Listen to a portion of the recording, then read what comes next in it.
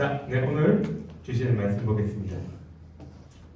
오늘 주시는 말씀은 시편 139편 13절부터 16절까지의 말씀입니다. 시편 139편 13절부터 16절까지의 말씀입니다.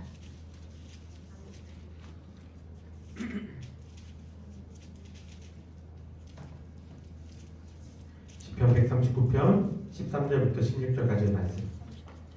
다 찾았나요? 네. 아니요. 수능 가서 없어도 읽을 수 있는 거 스크린 있잖아. 스크린 사진 있잖아. 10편 139편 찬양이 있어요. 있죠. 진. 야, 얼마나 저거 있잖아. 제이였을 거. 나보다 나를 그게 139편. 맞네. 맞네. 너 안 되겠다. 맞네. 자, 시편 139편 13절부터 16절까지 목사님이 한 절, 우리 친구들 한 절 읽겠습니다. 제가 먼저 읽을게요. 주께서 내 내장을 지으시며 나의 모태에서 나를 만드셨나이다. 내가 주께 감사하오니 나를 지으심이 심히 기묘하시니라. 주께서 하시는 일이 기이함을 내 영혼이 잘 아나이다. 내가 은밀한 데서 지음을 받고 땅의 깊은 곳에서 기이하게 지음을 받은 때에 나의 형체가 주의 앞에 숨겨지지 못하였나이다. 내 형질이 이루어지기 전에 주의 눈이 보셨으며 나를 위하여 정한 날이 하루도 되기 전에 주의 책에 다 기록이 되었나이다. 아멘. 한 주간 잘 지냈나요? 네. 오늘 2024년 1월의 마지막 주일입니다. 너희들 방학 한 달 남았다? 난 방학 1년인데. 좋겠다. 그러고 근데 군대 가잖아요. 그건 안 부러워요. 네. 이제 한 달여밖에 방학 남지 않았고 이제 다다음 주면은 또 설날이 다가옵니다. 엊그제 통보영신 예배 드린 것 같은데 벌써 1월의 마지막 주일이에요. 모르겠어요. 언제부터인지 모르겠는데 시간 참 빨리 간다는 이 말이 확확 마음속에 이렇게 다가오기 시작했어요. 그전에는 잘 몰랐는데 시간 참 빨리 간다는 말이 참 마음을 많이 다가옵니다. 이렇게 시간은 우리를 기다려주지 않아요. 그러니까는 어영부영하면은 한 해가 또 이렇게 쑥 지나가 버리니까 우리 친구들 시간 관리 잘하고 건강 관리 잘할 수 있기 바랍니다. 오늘 본문이 있는 성경은 시편입니다. 시편은 무엇으로 구성되어져 있나요? 이렇게 침묵을 한다고? 시편은 뭘로 구성되어 있나요? 글. 어떤 글? 나하고 싸울래? 왜 그러지? 시편 뭘로 구성되어 있어요? 은서야. 그렇죠. 시편은 시로 구성되어져 있어. 너무 당연한 거라서 대답 안 한 거지, 니네. 그래. 그 당시에 시라는 것은 우리가 지금 부르는 노래와 비슷한 그런 겁니다. 시편 총 몇 개의 이 시편으로 구성되어 있을까요? 150. 그렇죠. 시편 총 150편으로 이루어진 책들입니다. 그리고 그 대부분의 내용들이 어떤 내용들이냐면 하나님을 찬양하고 하나님을 높여드리는 것들이 대부분이죠. 그래서 시편을 보게 되면 지금 우리 시대에 우리가 자주 부르는 찬양들이 실려있는 우리는 찬양집이 없나요? 많은 물소리, 시와 찬미들과 같은 이 찬양집과 같다 할 수 있어요. 그러면 시편에서 이 시를 가장 많이 지은 사람은 누구일까요? 누구예요?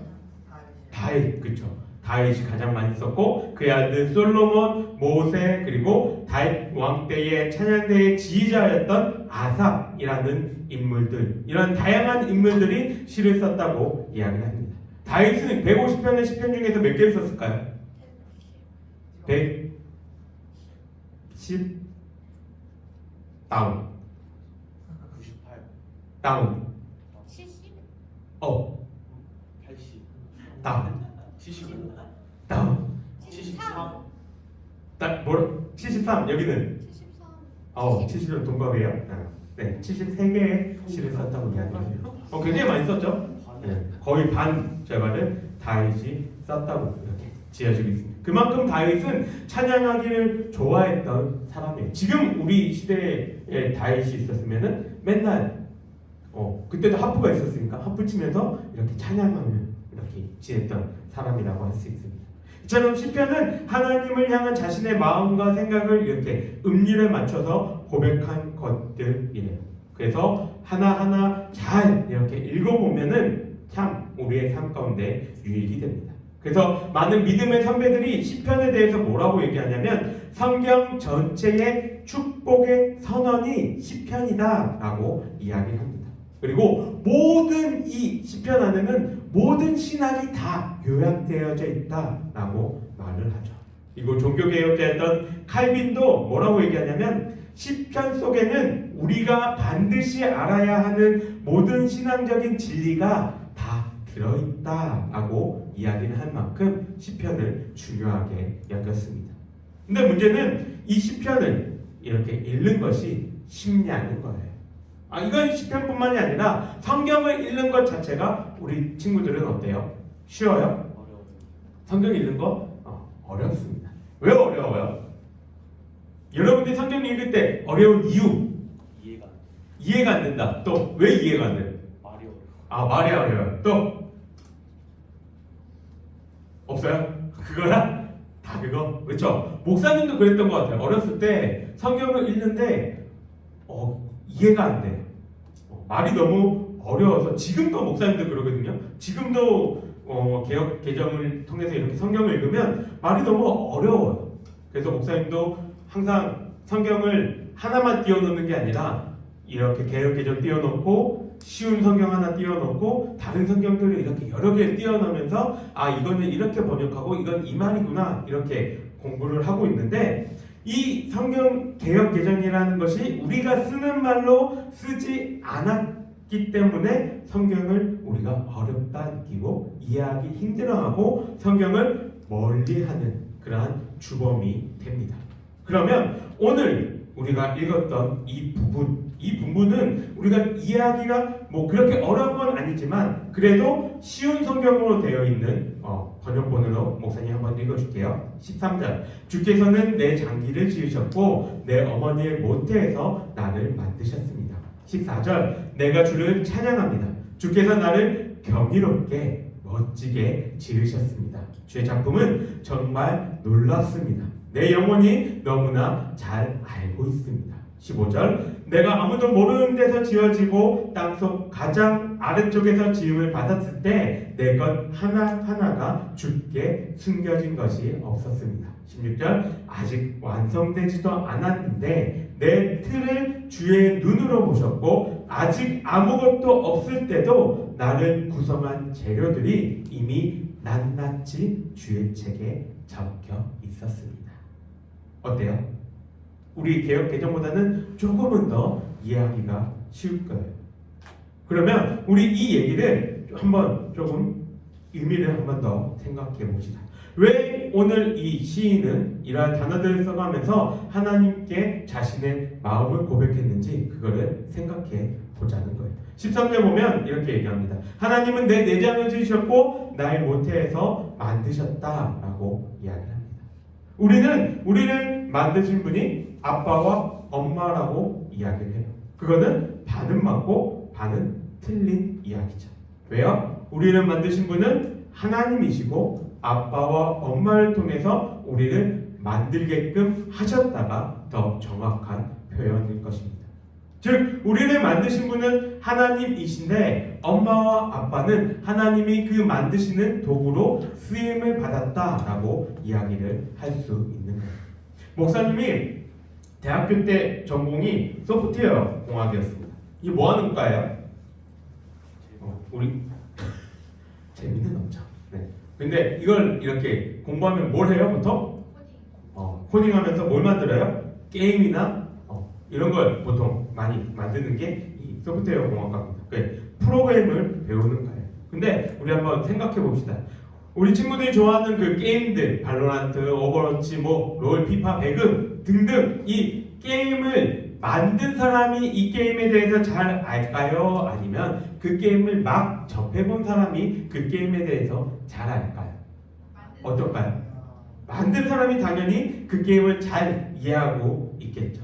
마찬가지로 우리를 만드신 하나님이 우리를 더 잘 이해하고 계시다는 거예요. 우리는 간혹 나는 나 자신을 잘 안다고 여길 때가 있습니다. 그런데 잘 안다고 이야기는 하지만 실제적으로는 잘 모르고 있을 때가 굉장히 많아요. 목사님이 어렸을 때 제일 싫어했던 질문이 뭐였냐면 너 장점이 뭐야? 이거였어요. 그리고 제일 싫어하는 프로그램이 뭐였냐면 장기자랑이었어요. 목사님은 어렸을 때 내가 장점이 뭔지 몰랐어요. 그리고 내 장기는 게임하는 건데 게임하는 걸 장기자랑에 드러낼 수 없잖아요. 다른 친구들보다 내가 특별하게 잘한다고 생각되는 게 별로 없었거든요. 목사님이 못하진 않았지만 언제나 목사님의 모토는 중간이었어요. 공부도 중간, 운동도 중간, 게임도 중간, 악기도 중간. 그러니까 뭔가 이렇게 장기자랑해서 나 이거 잘해 라고 이렇게 내세울 만한 게 별로 없었단 말이죠. 그러니까는 사람들이 너는 장점이 뭐야? 너 장기는 뭐야? 라고 얘기했을 때 라고 얘기했을 때가 굉장히 많았습니다. 근데 시간이 조금 지나고 나니까 내가 그래도 좀 남들보다 잘하는 게 무엇인지는 알겠더라고요. 요새는 물어보면 이렇게 이야기를 합니다. 다른 사람들이 이야기하는 것을 잘 들어줍니다 라고 이야기를 해요. 이게 별거 아닌 것 같죠. 근데 목사님이 쭉 이렇게 인생을 뒤돌아보니까 학교 다닐 때든지 아니면 뭐 대학교 때든지 아니면 뭐 대학원에 와서든지 친구들이 그렇게 목사님한테 상담을 많이 했어요. 와서 그냥 별것도 없는데 와서 그냥 이야기를 하고 있는 거예요. 근데 어느 날 목사님이 한번 이렇게 생각해 보니까 이렇게 나에게 다른 이들이 와서 상담을 하고 이야기를 하는 것들이 나를 사역자로 만드시기 위한 하나님의 훈련이었구나 라는 걸 깨닫게 되었습니다. 왜요? 사역자가 하는 핵심 중에 하나가 뭐냐면 성도들을 만나고 이야기를 들어주고 함께 웃고 울고 기도하는 거거든요. 목사님은 이렇게 늦게 나 자신에 대한 장점을 깨달았단 말이죠. 그 전까지는 내가 30이 넘어서까지 내가 뭘 잘하는지 잘 몰랐어요. 그러니 내가 날 잘 안다고 여기지만 나는 날 잘 모를 때가 더 많다는 겁니다. 그런데 우리를 지으신 하나님은 우리를 너무나도 잘 알고 계시다는 거죠. 그래서 그 장점을 더욱더 잘 발휘할 수 있도록 그러한 환경으로 우리들을 이끄시고 우리를 인도하시고 그 장점을 갈고 닦게 하신다는 겁니다. 14절을 보면 다윗은 하나님께 감사를 합니다. 근데 무엇을 감사하냐면 나를 지으심이 심히 기묘하심이라 라고 이야기를 해요. 그리고 주께서 하시는 일이 기이함을 내 영혼이 압니다 라고 말하고 있습니다. 기묘하다 라는 뜻이 뭐예요? 기묘하다, 요상하다. 기묘하다 네이버 사전에 이렇게 나와 있습니다.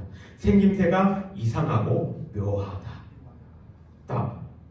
옛날에 목사님이 어렸을 때 봤던 이 지금 개역 개정 말고 개역 한글 버전이 있어요. 거기는 뭐라고 나와 있냐면 나를 지으심이 신묘막측하다라고 얘기를 합니다. 신묘막측 뜻이 무슨 뜻일까요?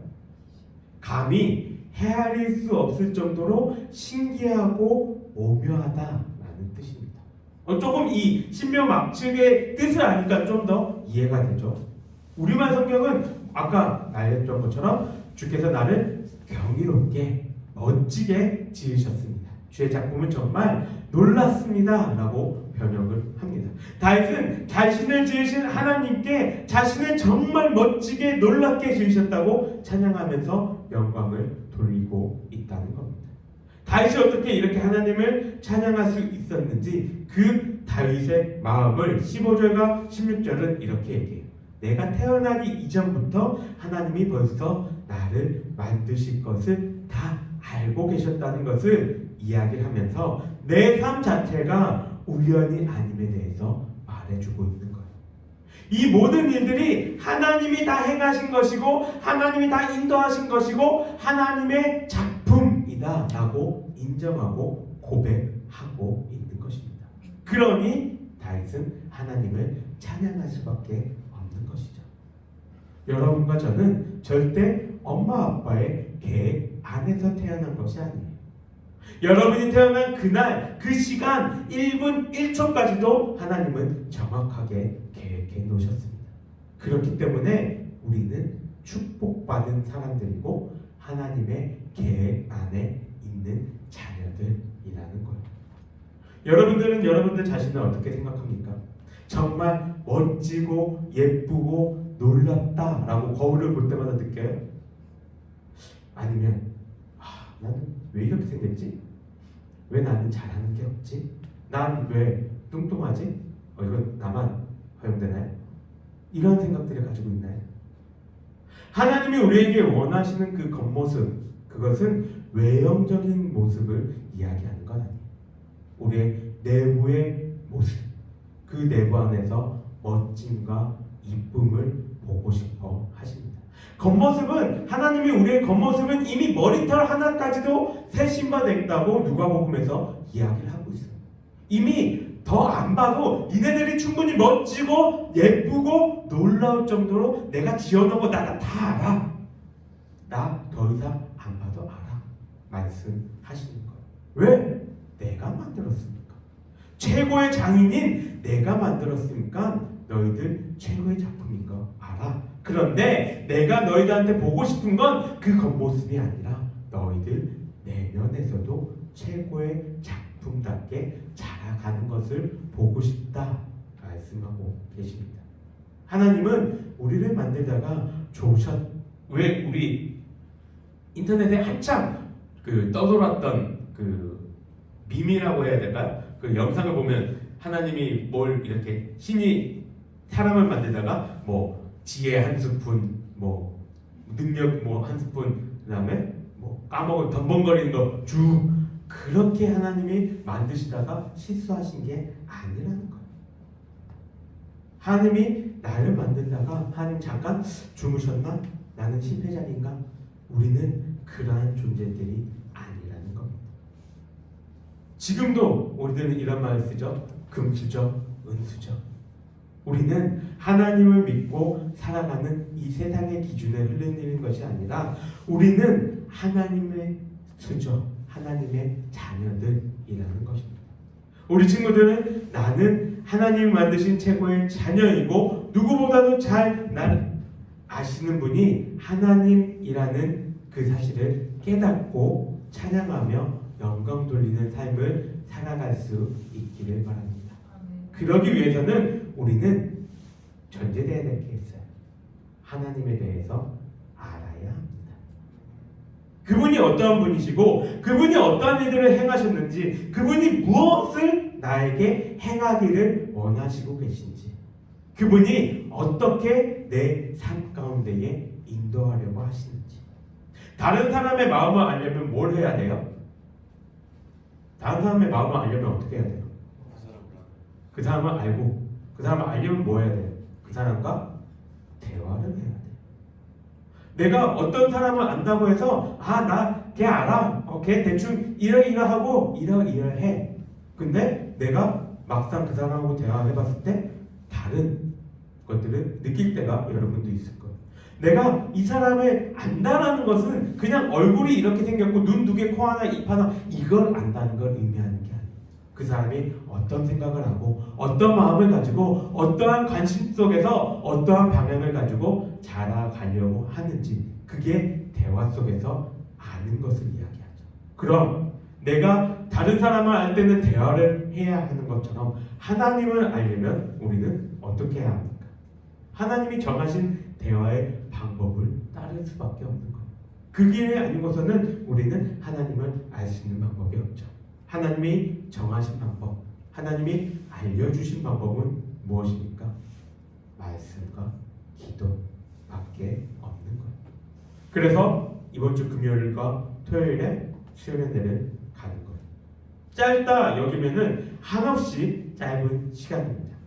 그런데 하나님이 역사하시고 일하기에는 절대 짧지 않는 시간입니다. 그러니 함께 하나님이 하신 하나님이 알려주신 말씀에 대해서 우리가 알아가고 하나님을 더욱더 알기 위해서 함께 대화할 수 있는 기도의 시간을 가져가면서 하나님을 더욱더 알아가는 우리 친구들이 되기를 주님의 이름으로 간절히 소망합니다. 오늘 이 말씀 속에서 다윗은 하나님에 대해서 하나님이 어떻게 나한테 행하셨는지 깨닫고 하나님께 감사와 찬양을 올려드립니다.